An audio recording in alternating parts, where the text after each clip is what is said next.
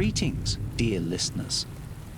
Welcome back to ShyMaiden, your nightly haven of calm amidst the endless wonders of the literary universe. I'm here once again as your humble narrator, ready to guide you through the veil of the unknown. Tonight, we venture into the mind of H.P. Lovecraft, a master weaver of cosmic horror. We're about to explore one of his remarkable tales, The Color Out of Space, a narrative that challenges the bounds of the natural world and takes us on a voyage into the eerie unknown. Before we embark, I invite you to take a moment to breathe. Draw in a deep breath. Hold it gently and let it out slowly. Feel the world around you quieten. The Color Out of Space begins now. West of Arkham, the hills rise wild, and there are valleys with deep woods that no axe has ever cut. There are dark, narrow glens where the trees slope fantastically, and where thin brooklets trickle without ever having caught the glint of sunlight. On the gentler slopes there are farms, ancient and rocky, with squat, moss-coated cottages brooding eternally over old New England secrets in the lee of great ledges. But these are all vacant now, the wide chimneys crumbling and the shingled sides bulging perilously beneath low gambrel roofs. The old folk have gone away, and foreigners do not like to live there. French Canadians have tried it, Italians have tried it, and the Poles have come and departed. It is not because of anything that can be seen or heard or handled, but because of something that is imagined. The place is not good for imagination, and does not bring restful dreams at night. It must be this which keeps the foreigners away, for old Ami Pierce has never told them of anything he recalls from the strange days. Ami, whose head has been a little queer for years, is the only one who still remains, or who ever talks of the strange days. And he dares to do this because his house is so near the open fields and the travelled roads around Arkham. There was once a road over the hills and through the valleys that ran straight where the blasted heath is now. But people ceased to use it, and a new road was laid curving far toward the south. Traces of the old one can still be found amidst the weeds of a returning wilderness, and some of them will doubtless linger even when half the hollows are flooded for the new reservoir. Then the dark woods will be cut down, and the blasted heath will slumber far below blue waters whose surface will mirror the sky and ripple in the sun. And the secrets of the strange days will be one with the deep's secrets, one with the hidden lore of old ocean and all the mystery of primal earth. When I went into the hills and vales to survey for the new reservoir, they told me the place was evil. They told me this in Arkham, and because that is a very old town full of witch legends, I thought the evil must be something which grandmas had whispered to children through centuries. The name Blasted Heath seemed to me very odd and theatrical, and I wondered how it had come into the folklore of a Puritan people. Then I saw that dark westward tangle of glens and slopes for myself, and ceased to wonder at anything besides its own elder mystery. It was morning when I saw it, but shadow lurked always there. The trees grew too thickly, and their trunks were too big for any healthy New England wood. There was too much silence in the dim alleys between them, and the floor was too soft with the dank moss and mattings of infinite years of decay. In the open spaces, mostly along the line of the old road, there were little hillside farms, sometimes with all the buildings standing, sometimes with only one or two, and sometimes with only a lone chimney or fast-filling cellar. Weeds and briars reigned, and furtive wild things rustled in the undergrowth. Upon everything was a haze of restlessness and oppression, a touch of the unreal and the grotesque, as if some vital element of perspective or chiaroscuro were awry. I did not wonder that the foreigners would not stay, for this was no region to sleep in. It was too much like a landscape of Salvator Rosa, too much like some forbidden woodcut in a tale of terror. But even all this was not so bad as the blasted heath. I knew it the moment I came upon it at the bottom of a spacious valley, for no other name could fit such thing, or any other thing fit such a name. It was as if the poet had coined the phrase from having seen this one particular region. It must, I thought as I viewed it, be the outcome of a fire, but why had nothing new ever grown over those 5 acres of grey desolation that sprawled open to the sky like a great spot eaten by acid in the woods and fields? It lay largely to the north of the ancient road line, but encroached a little on the other side. I felt an odd reluctance about approaching, and did so at last only because my business took me through and past it. There was no vegetation of any kind on that broad expanse, but only a fine grey dust or ash which no wind seemed ever to blow about. The trees near it were sickly and stunted, and many dead trunks stood or lay rotting at the rim. As I walked hurriedly by, I saw the tumbled bricks and stones of an old chimney and cellar on my right, and the yawning black maw of an abandoned well whose stagnant vapours played strange tricks with the hues of the sunlight. Even the long dark woodland climb beyond seemed welcome in contrast, and I marvelled no more at the frightened whispers of Arkham people. There had been no house or ruin near. Even in the old days, the place must have been lonely and remote. And at twilight, dreading to repass that ominous spot, I walked circuitously back to the town by the curving road on the south. I vaguely wished some clouds would gather, for an odd timidity about the deep sky voids above had crept into my soul. In the evening, I asked old people in Arkham about the blasted heath, and what was meant by that phrase, strange days, which so many evasively muttered. I could not, however, get any good answers, except that all the mystery was much more recent than I had dreamed. It was not a matter of old legendary at all, but something within the lifetime of those who spoke. It had happened in the 80s, and a family had disappeared or was killed. Speakers would not be exact, and because they all told me to pay no attention to old Andy Pierce's crazy tales, I sought him out the next morning, having heard that he lived alone in the ancient Pottering cottage, where the trees first begin to get very thick. It was a fearsomely ancient place, and had begun to exude the faint miasmal odour which clings about houses that have stood too long. Only with persistent knocking could I rouse the aged man, and when he shuffled timidly to the door, I could tell he was not glad to see me. He was not so feeble as I had expected, but his eyes drooped in a curious way, and his unkempt clothing and white beard made him seem very worn and dismal. Not knowing just how he could best be launched on his tales, I feigned a matter of business, told him of my surveying, and asked vague questions about the district. He was far brighter and more educated than I had been led to think, and before I knew it had grasped quite as much of the subject as any man I had talked with in Arkham.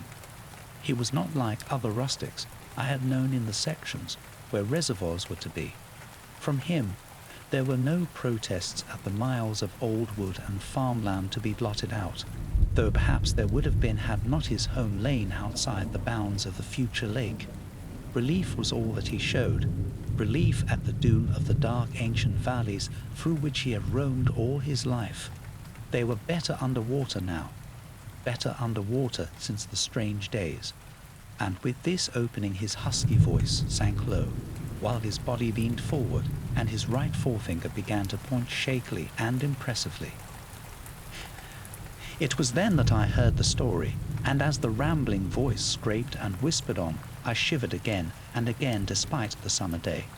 Often I had to recall the speaker from ramblings, piece out scientific points, which he knew only by a fading parrot memory of professors' talk, or bridge over gaps where his sense of logic and continuity broke down.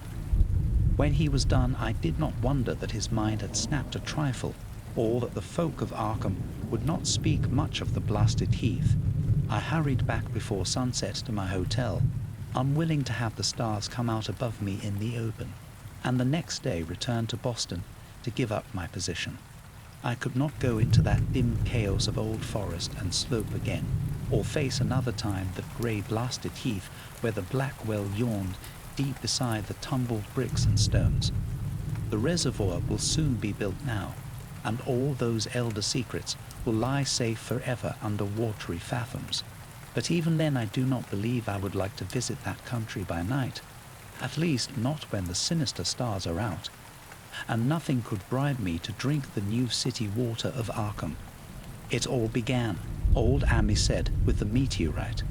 Before that time, there had been no wild legends at all since the witch trials, and even then these western woods were not feared half so much as the small island in the Miskatonic, where the devil held court beside a curious stone altar older than the Indians. These were not haunted woods, and their fantastic dusk was never terrible till the strange days. Then there had come that white noontide cloud, that string of explosions in the air, and that pillar of smoke from the valley far in the wood. And by night all Arkham had heard of the great rock that fell out of the sky and bedded itself in the ground beside the well at the Nahum Gardner place. That was the house which had stood where the blasted heath was to come, the trim white Nahum Gardner house amidst its fertile gardens and orchards. Nahum had come to town to tell people about the stone, and had dropped in at Amy Pierce's on the way. Amy was 40 then, and all the queer things were fixed very strongly in his mind. He and his wife had gone with the 3 professors from Miskatonic University, who hastened out the next morning to see the weird visitor from unknown stellar space, and had wondered why Nahum had called it so large the day before. It had shrunk, Nahum said, as he pointed out the big brownish mound above the ripped earth and charred grass near the Arctic well sweep in his front yard. But the wise men answered that stones do not shrink. Its heat lingered persistently, and Nahum declared it had glowed faintly in the night. The professors tried it with a geologist's hammer and found it was oddly soft. It was, in truth, so soft as to be almost plastic, and they gouged rather than chipped a specimen to take back to the college for testing. They took it in an old pail borrowed from Nahum's kitchen, for even the small piece refused to grow cool. On the trip back, they stopped at Amy's to rest, and seemed thoughtful when Mrs. Pierce remarked that the fragment was growing smaller and burning the bottom of the pail. Truly, it was not large, but perhaps they had taken less than they thought. The day after that, all this was in June of '82, the professors had trooped out again in a great excitement. As they passed Amy's, they told him what queer things the specimen had done, and how it had faded wholly away when they put it in a glass beaker. The beaker had gone too, and the wise men talked of the strange stone's affinity for silicon. It had acted quite unbelievably in that well-ordered laboratory, doing nothing at all and showing no occluded gases when heated on charcoal, being wholly negative in the borax speed, and soon proving itself absolutely non-volatile at any producible temperature, including that of the oxyhydrogen blowpipe. On an anvil it appeared highly malleable, and in the dark its luminosity was very marked. Stubbornly refusing to grow cool, it soon had the college in a state of real excitement, and when upon heating before the spectroscope it displayed shining bands unlike any known colors of the normal spectrum, there was much breathless talk of new elements, bizarre optical properties, and other things which puzzled men of science are wont to say when faced by the unknown. Hot as it was, they tested it in a crucible with all the proper reagents. Water did nothing. Hydrochloric acid was the same. Nitric acid and even aqua regia merely hissed and spattered against its torrid invulnerability. Amy had difficulty in recalling all these things, but recognized some solvents, as I mentioned them in the usual order of use. There were ammonia and caustic soda, alcohol and ether, nauseous carbon disulfide, and a dozen others, but although the weight grew steadily less as time passed, and the fragment seemed to be slightly cooling, there was no change in the solvents to show that they had attacked the substance at all. It was a metal, though beyond a doubt. It was magnetic, for one thing, and after its immersion in the acid solvents, there seemed to be faint traces of the Widmanstatten figures found on meteoric iron. When the cooling had grown very considerable, the testing was carried on in glass, and it was in a glass beaker that they left all the chips made of the original fragment during the work.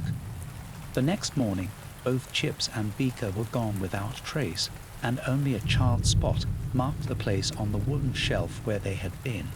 All this the professors told Ammi as they paused at his door, and once more he went with them to see the stony messenger from the stars, though this time his wife did not accompany him. It had now most certainly shrunk, and even the solar professors could not doubt the truth of what they saw. All around the dwindling brown lump near the well was a vacant space, except where the earth had caved in, and whereas it had been a good 7 feet across the day before, it was now scarcely 5. It was still hot, and the sages studied its surface curiously as they detached another and larger piece with hammer and chisel. They gouged deeply this time, and as they pried away the smaller mass they saw at the core of the thing was not quite homogeneous.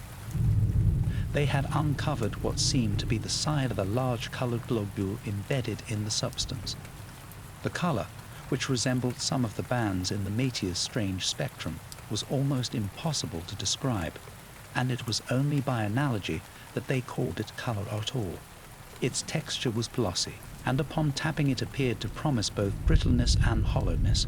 One of the professors gave it a smart blow with a hammer, and it burst with a nervous little pop. Nothing was emitted, and all trace of the thing vanished with the puncturing. It left behind a hollow spherical space about 3 inches across, and all thought it probable that others would be discovered as the enclosing substance wasted away. Conjecture was vain, so after a futile attempt to find additional globules by drilling, the seekers left again with their new specimen, which proved, however, as baffling in the laboratory as its predecessor.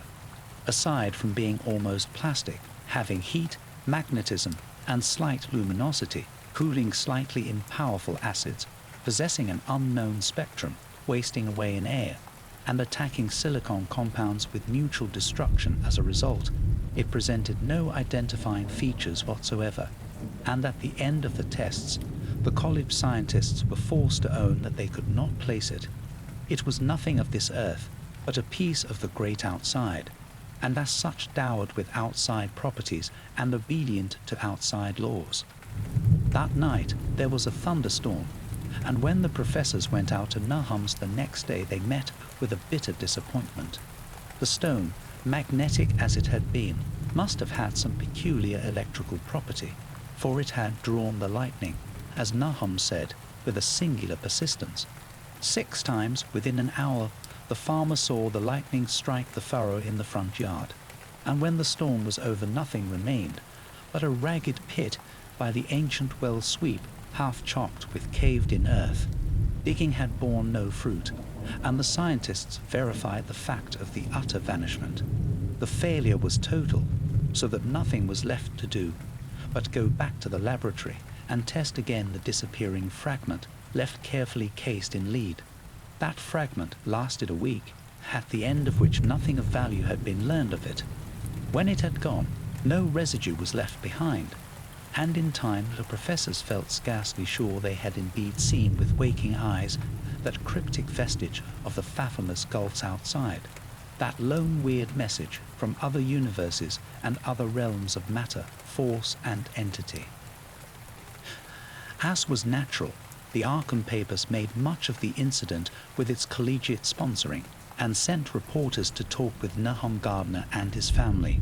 At least one Boston daily also sent a scribe, and Nahum quickly became a kind of local celebrity.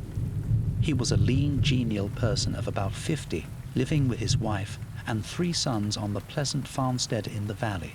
He and Ammi exchanged visits frequently, as did their wives, and Ammi had nothing but praise for him after all these years.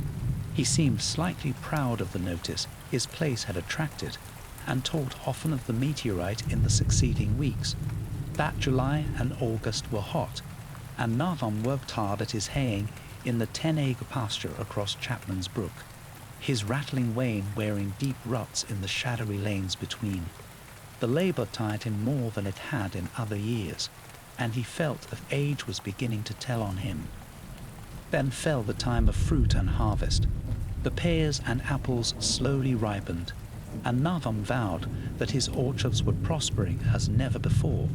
The fruit was growing to phenomenal size and unwanted gloss, and in such abundance that extra barrels were ordered to handle the future crop. But with the ripening came sore disappointment, for of all that gorgeous array of specious lusciousness, not one single jot was fit to eat.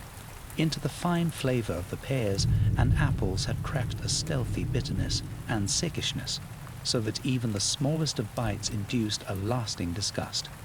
It was the same with the melons and tomatoes, and Nahum sadly saw that his entire crop was lost.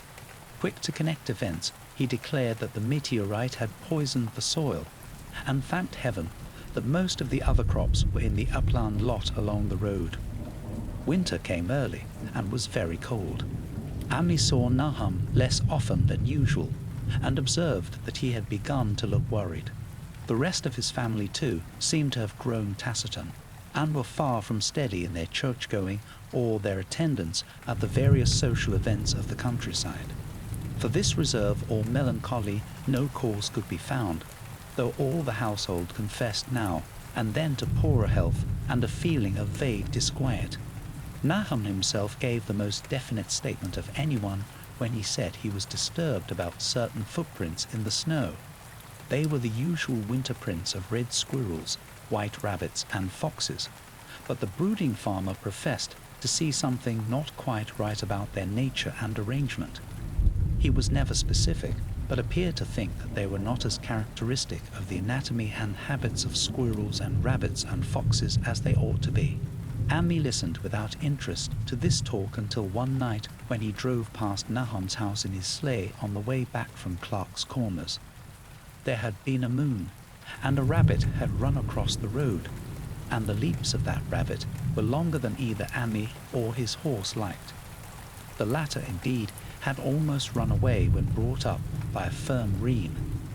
Thereafter Ami gave Nahum's tales more respect, and wondered why the gardener dogs seemed so cowed and quivering every morning. They had, it developed, nearly lost the spirit to bark. In February, the McGregor boys from Meadow Hill were out shooting woodchucks, and not far from the gardener place bagged a very peculiar specimen. The proportions of its body seemed slightly altered in a queer way impossible to describe, while its face had taken on an expression which no one ever saw in a woodchuck before. The boys were genuinely frightened and threw the thing away at once, so that only their grotesque tales of it ever reached the people of the countryside. But the shine of horses near Nahum's house had now become an acknowledged thing, and all the basis for a cycle of whispered legend was fast taking form. People vowed that the snow melted faster around Nahum's than it did anywhere else, and early in March there was an old discussion in Potter's general store at Clark's Corners. Stephen Rice had driven past gardeners in the morning, and had noticed the skunk cabbages coming up through the mud by the woods across the road. Never were things of such size seen before, and they held strange colours that could not be put into any words. Their shapes were monstrous, and the horse had snorted at an odour which struck Stephen as wholly unprecedented. That afternoon several persons drove past to see the abnormal growth, and all agreed that plants of that kind ought never to sprout in a healthy world. The bad fruit of the fall before was freely mentioned, and it went from mouth to mouth that there was poison in Nahum's ground. Of course it was the meteorite, and remembering how strange the men from the college had found that stone to be, several farmers spoke about the matter to them.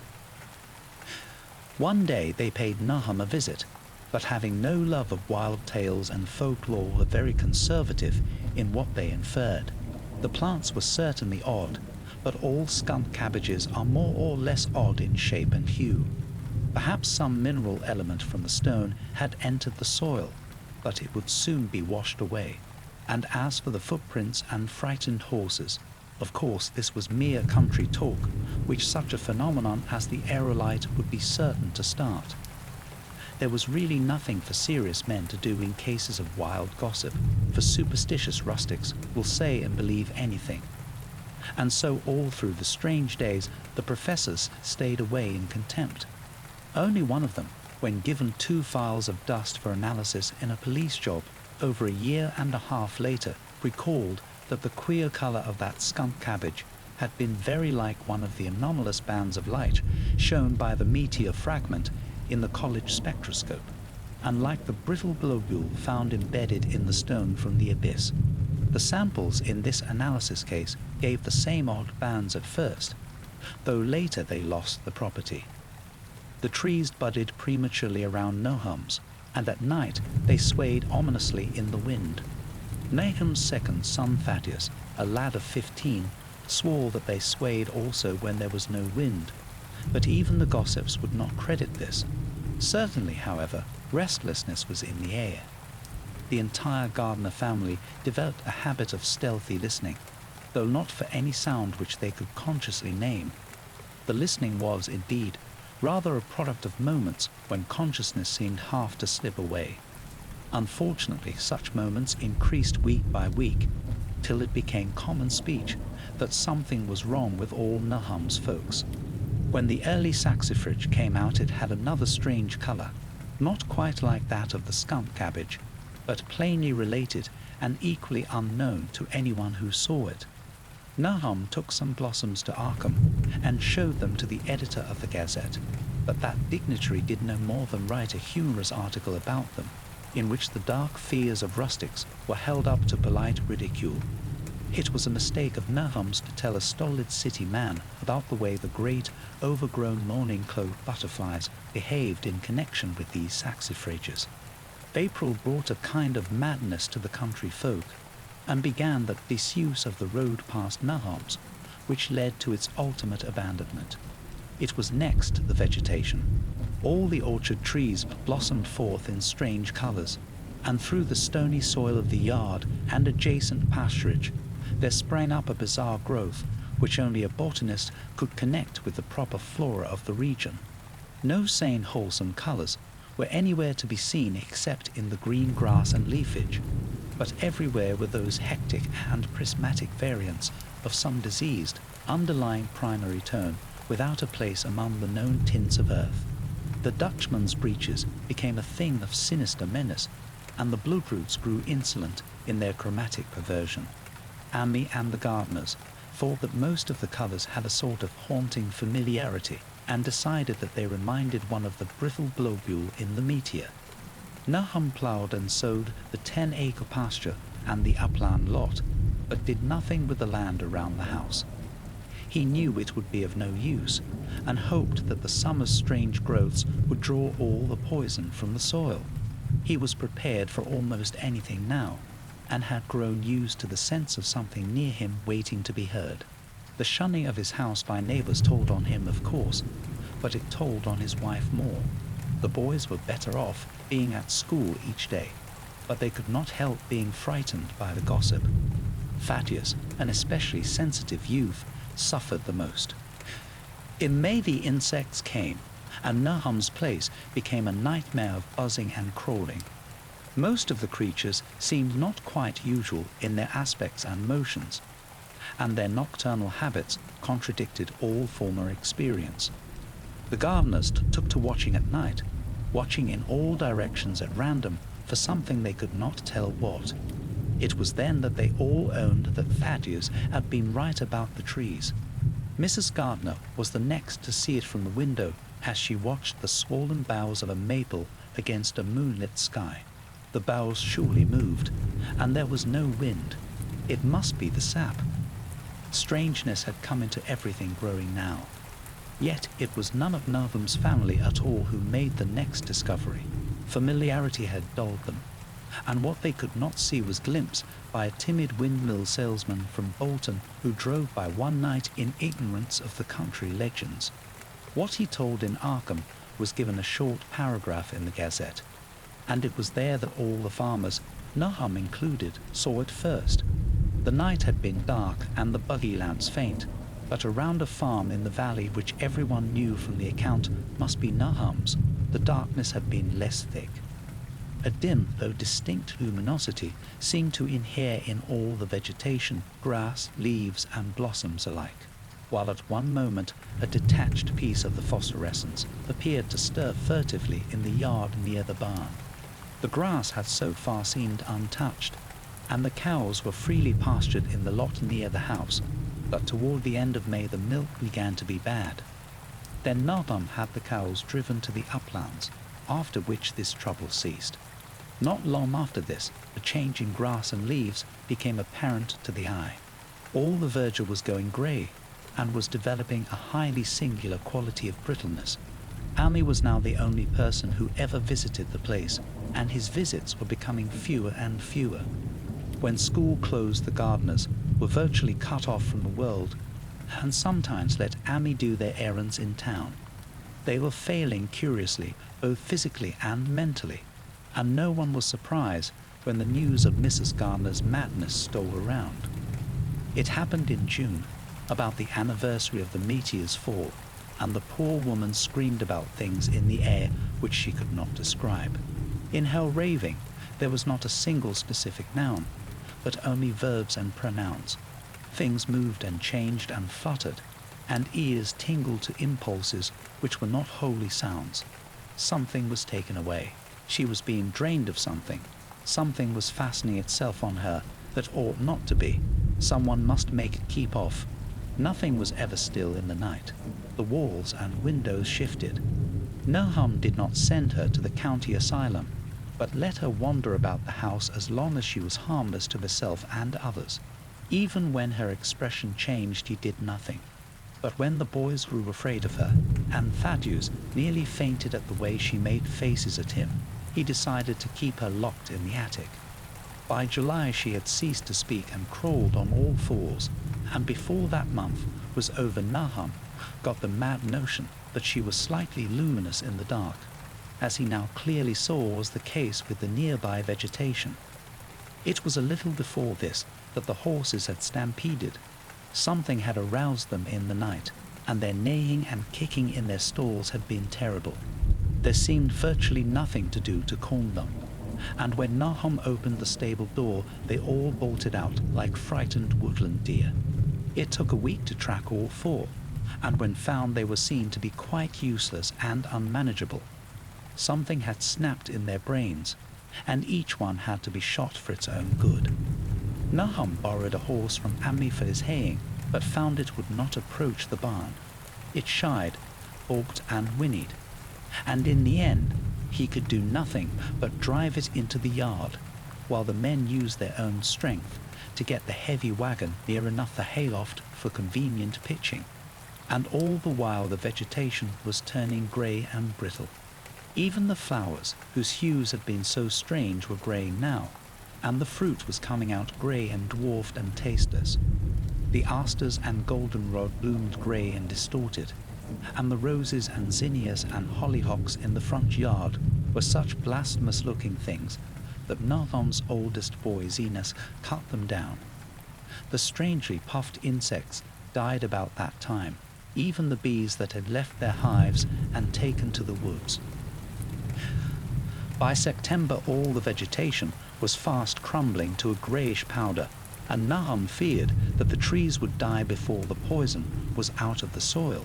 His wife now had spells of terrific screaming, and he and the boys were in a constant state of nervous tension. They shunned people now, and when school opened the boys did not go. But it was Ami, on one of his rare visits, who first realized that the well water was no longer good. It had an evil taste that was not exactly fetid nor exactly salty, and Ami advised his friend to dig another well on higher ground to use till the soil was good again. Nahum, however, ignored the warning, for he had by that time become calloused to strange and unpleasant things. He and the boys continued to use the tainted supply, drinking it as listlessly and mechanically as they ate their meagre and ill-cooked meals, and did their thankless and monotonous chores through the aimless days. There was something of stolid resignation about them all, as if they walked half in another world between lines of nameless guards to a certain and familiar doom. Thaddeus went mad in September after a visit to the well. He had gone with a pail and had come back empty-handed, shrieking and waving his arms, and sometimes lapsing into an inane titter or a whisper about the moving colours down there. 2 in one family was pretty bad, but Nahum was very brave about it. He let the boy run about for a week until he began stumbling and hurting himself, and then he shut him in an attic room across the hall from his mother's. The way they screamed at each other from behind their locked doors was very terrible, especially to little Merwin, who fancied they talked in some terrible language that was not of earth. Merwin was getting frightfully imaginative, and his restlessness was worse after the shutting away of the brother who had been his greatest playmate. Almost at the same time the mortality among the livestock commenced. Poultry turned greyish and died very quickly, their meat being found dry and noisome upon cutting. Hogs grew inordinately fat, then suddenly began to undergo loathsome changes, which no one could explain. Their meat was of course useless, and Nahum was at his wits' end.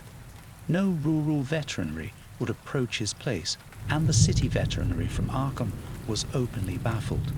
The swine began growing grey and brittle and falling to pieces before they died, and their eyes and muzzles developed singular alterations. It was very inexplicable, for they had never been fed from the tainted vegetation. Then something struck the cows. Certain areas, or sometimes the whole body, would be uncannily shriveled or compressed, and atrocious collapses or disintegrations were common.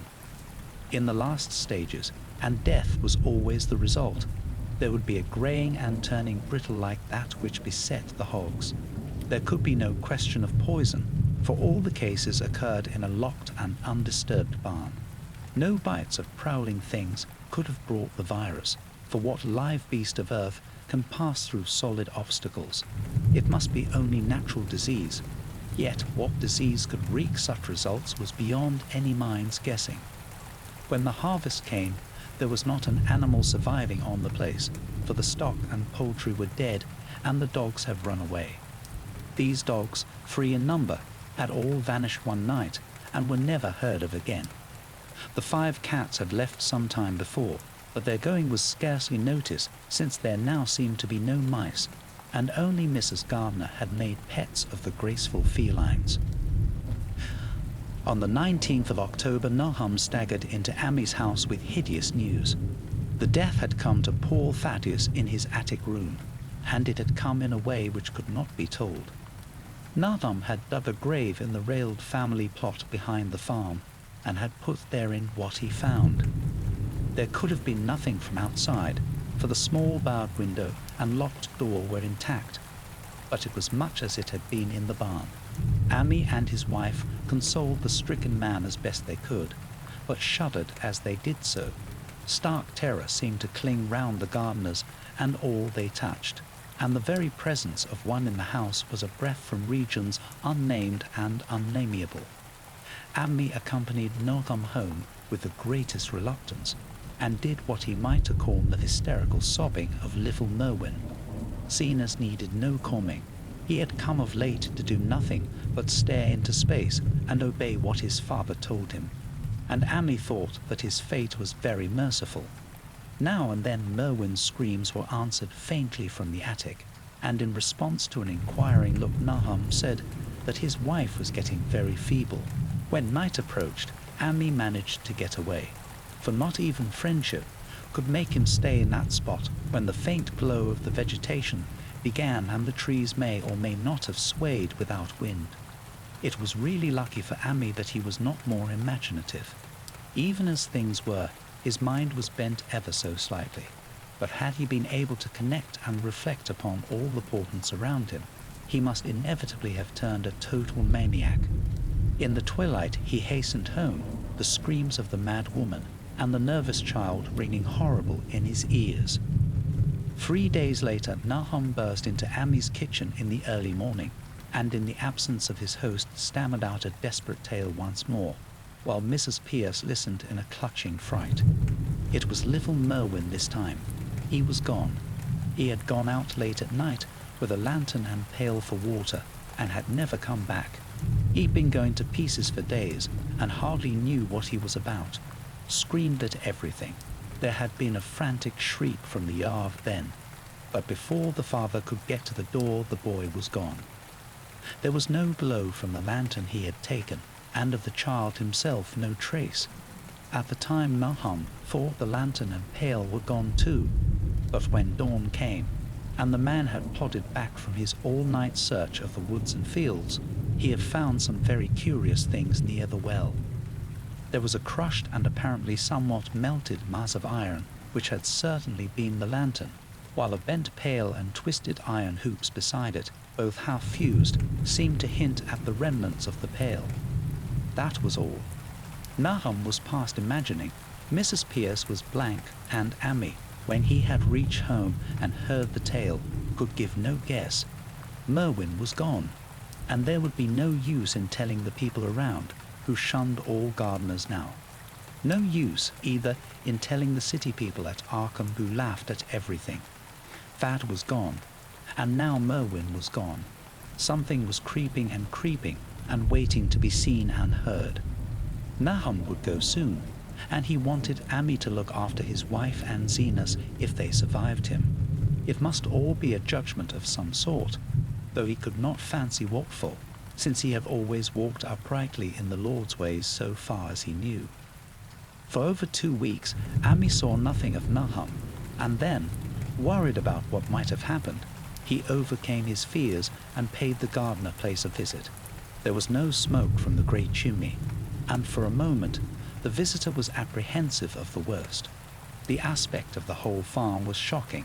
Greyish withered grass and leaves on the ground, vines falling in brittle wreckage from archaic walls and gables, and great bare trees pawing up at the grey November sky with a studied malevolence, which Amy could not but feel had come from some subtle change in the tilt of the branches. But Nahum was alive, after all. He was weak, and lying in a couch in the low-ceiled kitchen, but perfectly conscious and able to give simple orders to Zenas. The room was deadly cold, and as Amy visibly shivered, the host shouted huskily to Zenas for more wood. Wood, indeed, was sorely needed, since the cavernous fireplace was unlit and empty, with a cloud of soot blowing about in the chill wind that came down the chimney. Presently Nahum asked him if the extra wood had made him any more comfortable, and then Amy saw what had happened. The stoutest cord had broken at last, and the helpless farmer's mind was proof against more sorrow. Questioning tactfully, Amy could get no clear data at all about the missing Zenas. In the well, he lives in the well, was all that the clouded father would say. Then there flashed across the visitor's mind a sudden thought of the mad wife, and he changed his line of inquiry. "Nabby, why, here she is," was the surprised response of poor Nahum, and Amy soon saw that he must search for himself. Leaving the harmless babbler on the couch, he took the keys from their nail beside the door and climbed the creaking stairs to the attic. It was very close and noisome up there, and no sound could be heard from any direction. Of the 4 doors in sight, only one was locked, and on this he tried various keys on the ring he had taken. The 3rd key proved the right one, and after some fumbling Amy threw open the low white door. It was quite dark inside, for the window was small and half obscured by the crude wooden bars, and Amy could see nothing at all on the wide planked floor. The stench was beyond enduring, and before proceeding further he had to retreat to another room and return with his lungs filled with breathable air. When he did enter, he saw something dark in the corner, and upon seeing it more clearly he screamed outright. While he screamed, he thought a momentary cloud eclipsed the window, and a second later he felt himself brushed as if by some hateful current of vapor. Strange colors danced before his eyes, and had not a present horror numbed him, he would have thought of the globule in the meteor that the geologist's hammer had shattered, and of the morbid vegetation that had sprouted in the spring.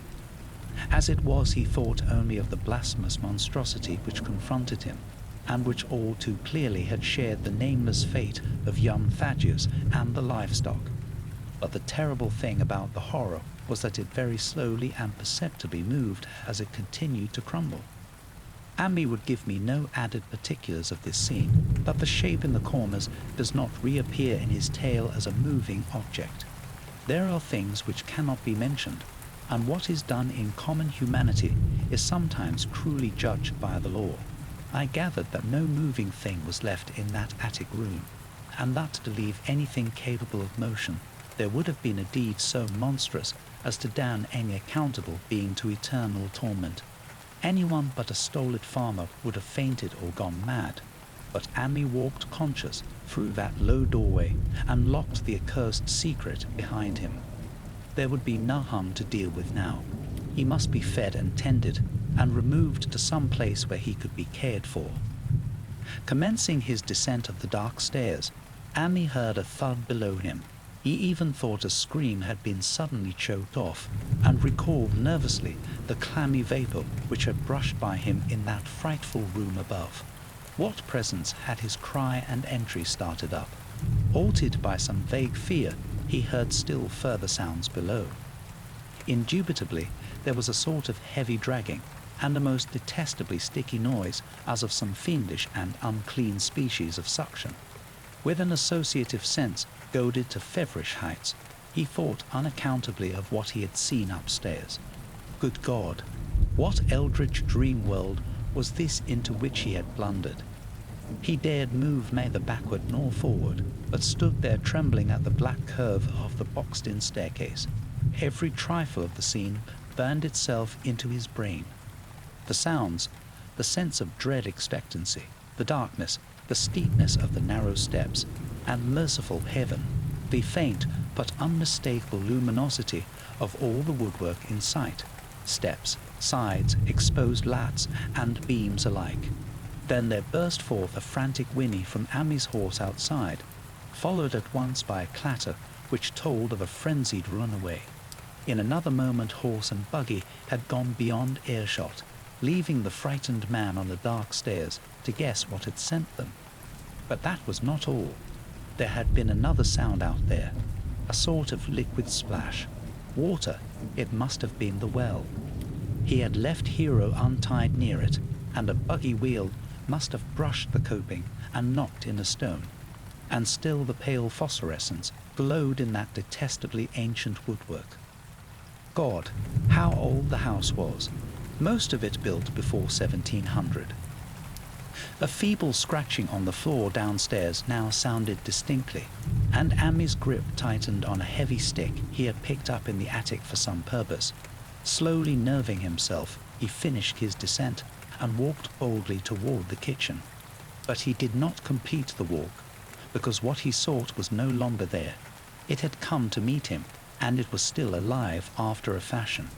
Whether it had crawled, or whether it had been dragged by any external forces, Ammi could not say, but the death had been at it. Everything had happened in the last half hour, but collapse, graying, and disintegration were already far advanced. There was a horrible brittleness, and dry fragments were scaling off. Ammi could not touch it, but looked horrifiedly into the distorted parody it had been a face. What was it, Nahum? What was it? He whispered, and the cleft, bulging lips were just able to crackle out a final answer. Nothing. Nothing, the color. It burns, cold and wet, but it burns. It lived in the well. I seen it, a kind o' smoke. Jest like the flowers last spring. The well shone at night. Thad and Merwin and Zenas, everything alive. Sucking the life out of everything. In that stone, it must have come in that stone, his'n the whole place. Don't know what it wants. That round thing the men from the college dug out in the stone, they smashed it. It was that same color, just the same, like the flowers and plants. Must have been more of them, seeds. Seeds. They growed. I seen it the first time this week. Must have got strong on Zenas. He was a big boy, full o' life.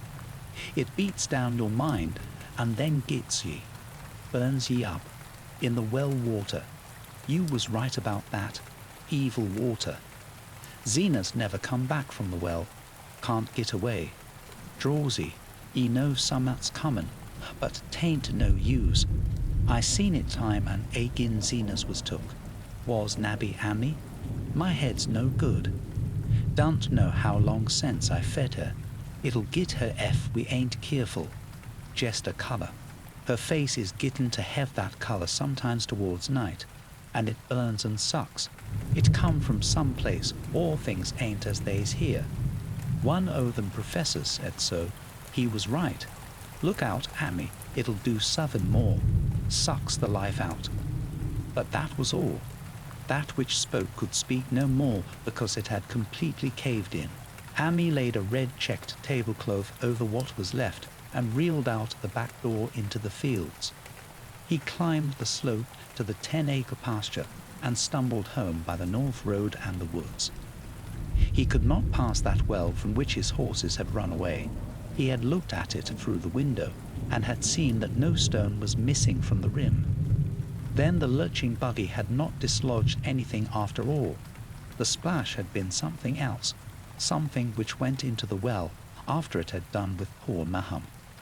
When Ammi reached his house, the horses and buggy had arrived before him and thrown his wife into fits of anxiety.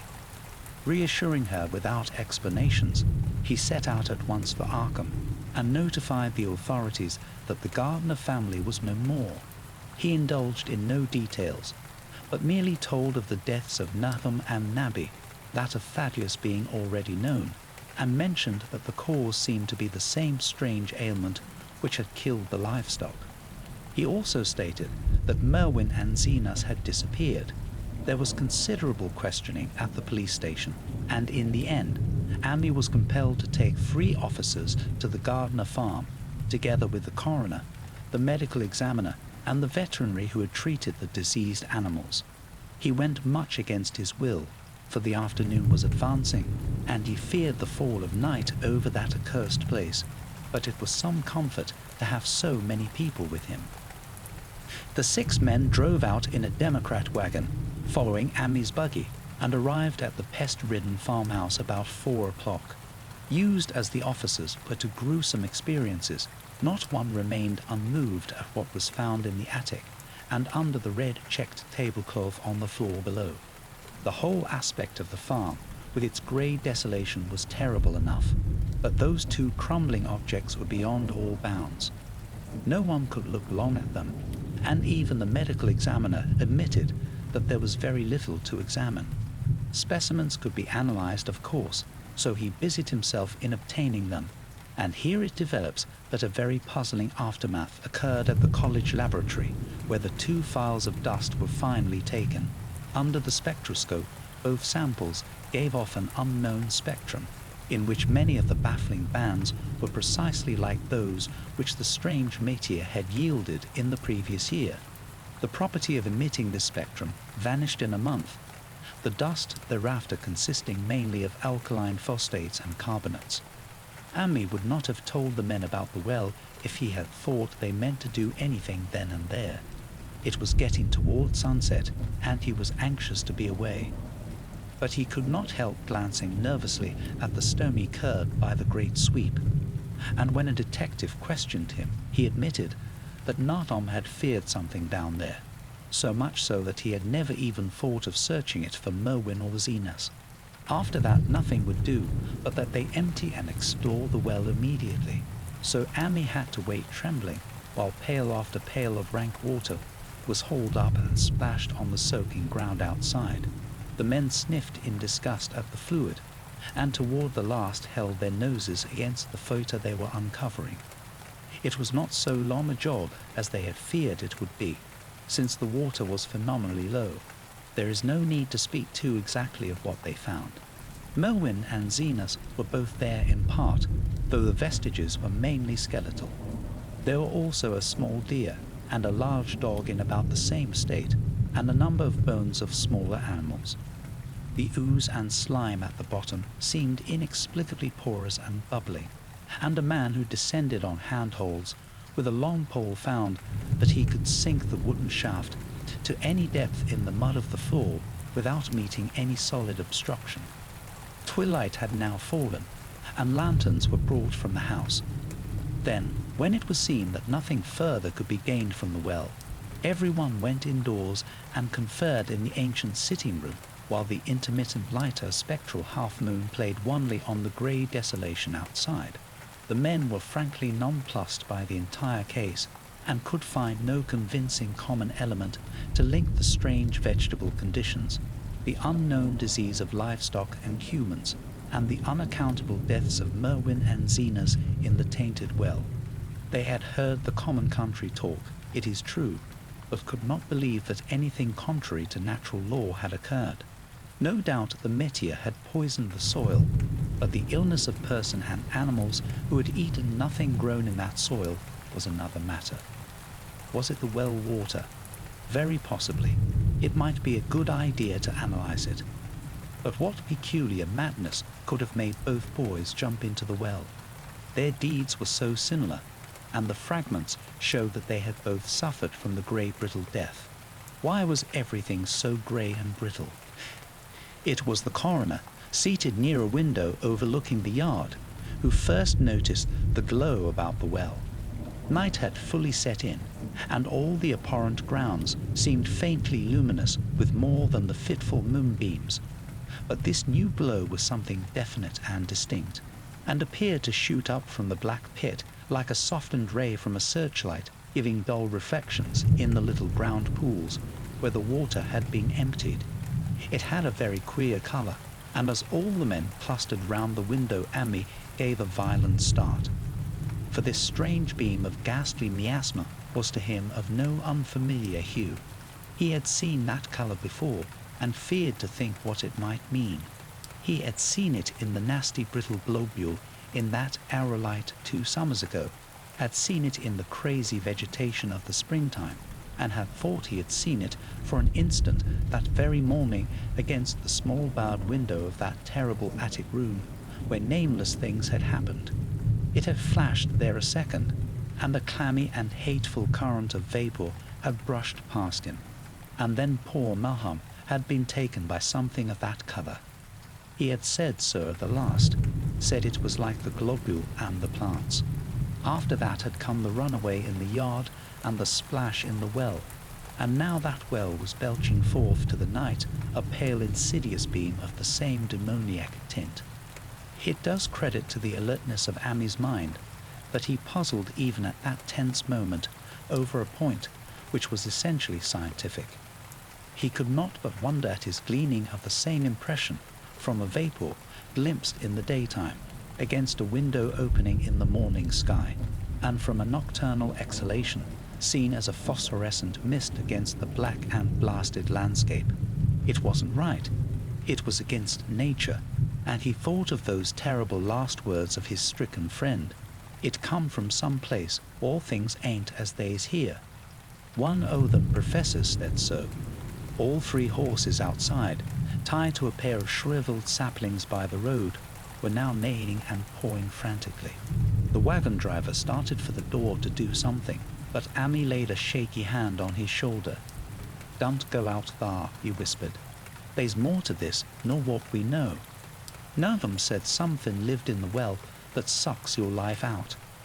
He said it must be summat grow from a round ball, like one we all seen in the meteor stone that fell a year ago June. Sucks and burns, he said, and is just a cloud of colour like that light out thar now, that ye can hardly see and can't tell what it is. None of 'em thought it feeds on everything living, and gets stronger all the time. He said he's seen it this last week. It must be something from away off in the sky, like the men from the college last year says the meteor stone was. The way it's made and the way it works ain't like no way o' God's world. It's summat from beyond." So the men paused indecisively as the light from the well grew stronger, and the hitched horses pawed and whinnied in increasing frenzy.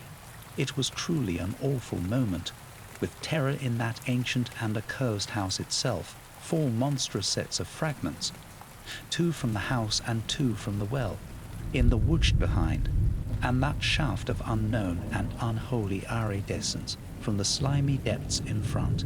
Ami had restrained the driver on impulse, forgetting how uninjured he himself was after the clammy brushing of that coloured vapour in the attic room.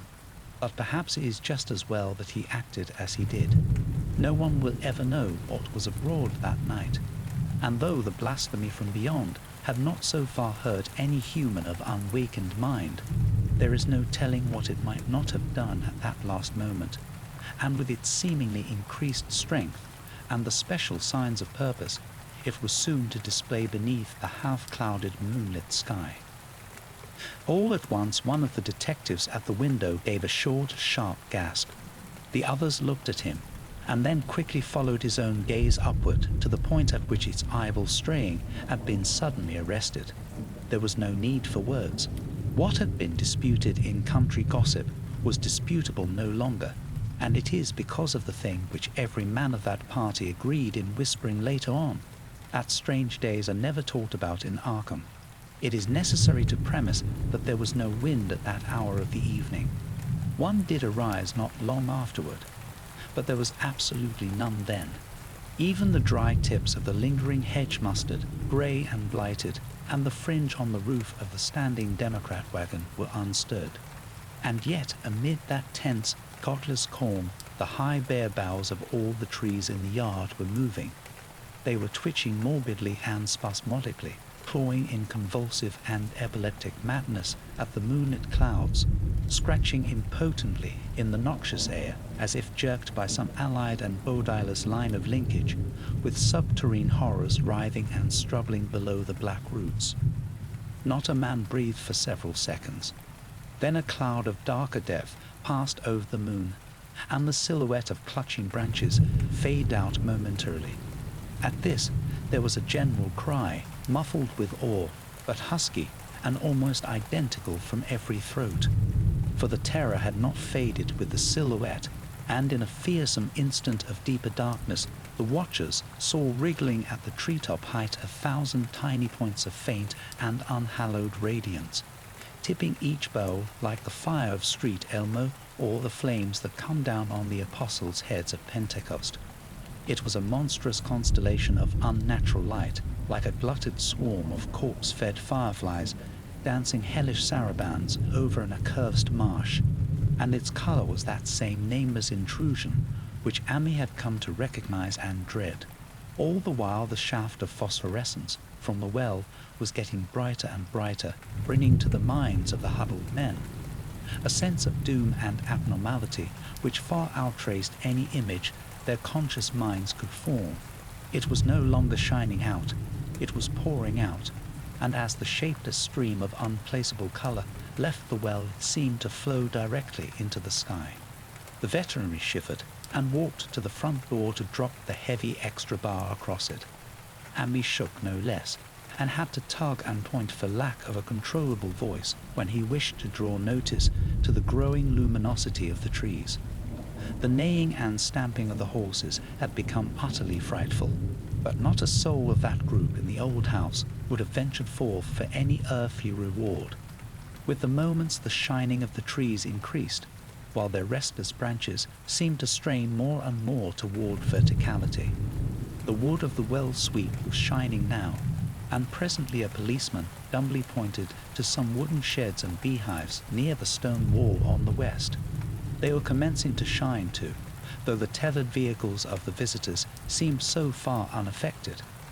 Then there was a wild commotion and clopping in the road, and as Ami quenched the lamp for better seeing, they realized that the span of frantic greys had broken their sapling and run off with the Democrat wagon. The shock served to loosen several tongues, and embarrassed whispers were exchanged. "It spreads on everything organic that's been around here," muttered the medical examiner. No one replied, but the man who had been in the well gave a hint that his long pole must have stirred up something intangible. It was awful, he added. There was no bottom at all, just ooze and bubbles, and the feeling of something lurking under there. Ami's horse still pawed and screamed deafeningly in the road outside, and nearly drowned its owner's faint quaver as he mumbled his formless reflections. It come from that stone, it growed down thar. it got everything living. It fed itself on him, mind and body. Thad and Merwin, Zenas and Nabby, Nahum was the last. They all drank the water. It got strong on 'em. It come from beyond. War things ain't like they be here. Now it's going home. At this point, as the column of unknown colour flared suddenly stronger and began to weave itself into fantastic suggestions of shape, which each spectator later described differently, there came from poor tethered hero such a sound as no man before or since ever heard from a horse. Every person in that low-pitched sitting room stopped his ears, and Amy turned away from the window in horror and nausea. Words could not convey it. When Amy looked out again, the hapless beast lay huddled in it on the moonlit ground between the splintered shafts of the buggy. That was the last of Hero till they buried him next day. But the present was no time to mourn, for almost at this instant a detective silently called attention to something terrible in the very room with them. In the absence of the lamplight, it was clear that a faint phosphorescence had begun to pervade the entire apartment. It glowed on the broad planked floor where the rag carpet left it bare, and shimmered over the sashes of the small paned windows. It ran up and down the exposed corner posts, coruscated about the shelf and mantel, and infected the very doors and furniture. Each minute saw it strengthen, and at last it was very plain that healthy living things must leave that house. Amy showed them the back door and the path up through the fields to the 10-acre pasture. They walked and stumbled as in a dream, and did not dare look back till they were far away on the high ground. They were glad of the path, for they could not have gone the front way by that well. It was bad enough passing the glowing barn and sheds, and those shining orchard trees with their gnarled, fiendish contours. But thank heaven the branches did their worst twisting high up. The moon went under some very black clouds as they crossed the rustic bridge over Chapman's Brook, and it was blind groping from there to the open meadows. When they looked back toward the valley and the distant Gardner place at the bottom, they saw a fearsome sight. All the farm was shining with the hideous unknown blend of colour. Trees, buildings, and even such grass and herbage as had not been wholly changed to lethal grey brittleness. The boughs were all straining skyward, tipped with tongues of foul flame, and lambent tricklings of the same monstrous fire were creeping about the ridgepoles of the house, barn and sheds. It was a scene from a vision of Fuseli, and over all the rest reigned that riot of luminous amorphousness, that alien and undimensioned rainbow of cryptic poison from the well, seething, feeling, lapping, reaching, scintillating, straining, and malignly bubbling in its cosmic and unrecognizable chromaticism. Then, without warning, the hideous thing shot vertically up toward the sky like a rocket or meteor, leaving behind no trail and disappearing through a round and curiously regular hole in the clouds before any man could gasp or cry out. No watcher can ever forget that sight, and Amy stared blankly at the stars of Cygnus, then twinkling above the others, where the unknown colour had melted into the Milky Way. But his gaze was the next moment called swiftly to earth by the crackling in the valley. It was just that, only a wooden ripping and crackling, and not an explosion, as so many others of the party vowed. Yet the outcome was the same, for in one feverish, kaleidoscopic instant there burst up from that doomed and accursed farm a gleamingly eruptive cataclysm of unnatural sparks and substance, blurring the glance of the few who saw it, and sending forth to the zenith a bombarding cloudburst of such coloured and fantastic fragments as our universe must needs discern. Through quickly reclosing vapours, they followed the great morbidity that had vanished, and in another second they had vanished too. Behind and below was only a darkness to which the men dared not return, and all about was a mountain wind which seemed to sweep down in black thaw gusts from interstellar space. It shrieked and howled, and lashed the fields and distorted woods in a mad cosmic frenzy, till soon the trembling party realized it would be no use waiting for the moon to show what was left down there at Nahum's. Too awed even to hint theories, the 7 shaking men trudged back toward Arkham by the North Road. Ami was worse than his fellows, and begged them to see him inside his own kitchen, instead of keeping straight on to town. He did not wish to cross the blighted, wind-whipped woods alone to his home on the main road, for he had had an added shock that the others were spared, and was crushed forever with a brooding fear he dared not even mention for many years to come.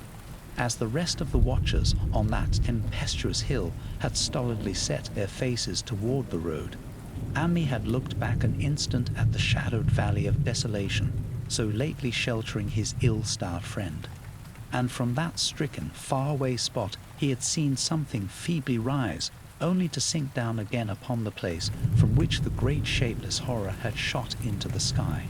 It was just a cover, but not any color of our earth or heavens, and because Ami recognized that cover, and knew that this last faint remnant must still lurk down there in the well, he has never been quite right since. Ami would never go near the place again. It is 44 years now since the horror happened, but he has never been there, and will be glad when the new reservoir blots it out. I shall be glad too, for I do not like the way the sunlight changed color around the mouth of that abandoned well I passed. I hope the water will always be very deep, but even so, I shall never drink it. I do not think I shall visit the Arkham country hereafter. 3 of the men who had been with Ami returned the next morning to see the ruins by daylight, but there were not any real ruins. Only the bricks of the chimney, the stones of the cellar, some mineral and metallic litter here and there, and the rim of that nefandous well. Save for Ami's dead horse, which they towed away and buried, and the buggy which they shortly returned to him, everything that had ever been living had gone. 5 eldritch acres of dusty grey desert remained, nor has anything ever grown there since. To this day, it sprawls open to the sky like a great spot eaten by acid in the woods and fields, and the few who have ever dared glimpse it, in spite of the rural tales, have named it the Blasted Heath. The rural tales are queer. They might be even queerer if city men and college chemists could be interested enough to analyze the water from that disused well, or the grey dust that no wind seems ever to disperse. Botanists, too, ought to study the stunted flora on the borders of that spot, for they might shed light on the country notion that the blight is spreading, little by little, perhaps an inch a year. People say the color of the neighboring herbage is not quite right in the spring, and that wild things leave queer prints in the light winter snow. Snow never seems quite so heavy on the Blasted Heath as it is elsewhere.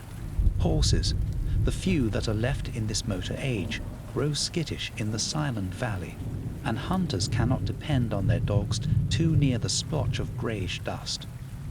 They say the mental influences are very bad too. Numbers went queer in the years after Nahum's taking, and always they lacked the power to get away. Then the stronger-minded folk all left the region, and only the foreigners tried to live in the crumbling old homesteads. They could not stay though, and one sometimes wonders what insight beyond ours their wild, weird stories of whispered magic have given them. Their dreams at night, they protest, are very horrible in that grotesque country, and surely the very look of the dark realm is enough to stir a morbid fancy. No traveller has ever escaped a sense of strangeness in those deep ravines, and artists shiver as they paint thick woods whose mystery is as much of the spirits as of the eye. I myself am curious about the sensation I derived from my one lone walk before Ami told me his tale. When twilight came, I had vaguely wished some clouds would gather, for odd timidity about the deep sky voids above had crept into my soul. Do not ask me for my opinion. I do not know. That is all. There was no one but Ami to question, for Arkham people will not talk about the strange days, and all 3 professors who saw the aerolite and its colored globule are dead. There were other globules, depend upon that. One must have fed itself and escaped, and probably there was another which was too late. No doubt it is still down the well. I know there was something wrong with the sunlight I saw above that miasmal brink. The rustics say the blight creeps an inch a year, so perhaps there is a kind of growth or nourishment even now. But whatever demon hatchling is there, it must be tethered to something or else it would quickly spread. Is it fastened to the roots of those trees that claw the air? One of the current Arkham tales is about fat oaks that shine and move as they ought not to do at night. What it is, only God knows. In terms of matter, I suppose the thing Amy described would be called a gas, but this gas obeyed laws that are not of our cosmos. This was no fruit of such worlds and suns as shine on the telescopes and photographic plates of our observatories. This was no breath from the skies, whose motions and dimensions our astronomers measure or deem too vast to measure. It was just a colour out of space, a frightful messenger from unformed realms of infinity beyond all nature as we know it, from realms whose mere existence stuns the brain and numbs us with the black extracosmic gulfs it throws open before our frenzied eyes. I doubt very much if Amy consciously lied to me, and I do not think his tale was all a freak of madness, as the townsfolk had forewarned. Something terrible came to the hills and valleys on that meteor, and something terrible, though I know not in what proportion, still remains. I shall be glad to see the water come. Meanwhile, I hope nothing will happen to Amy. He saw so much of the thing, and its influence was so insidious. Why has he never been able to move away? How clearly he recalled those dying words of Nahum's. Can't get away, draws ye know summat's common, but tain't no use. Amy is such a good old man. When the reservoir gang gets to work, I must write the chief engineer to keep a sharp watch on him. I would hate to think of him as the grey, twisted, brittle monstrosity which persists more and more in troubling my sleep. The end. Thank you for choosing ShyMaiden as your companion on this auditory journey, and I look forward to our next expedition. Until then, dear listeners, may your dreams be sweet and your nights be peaceful. Farewell.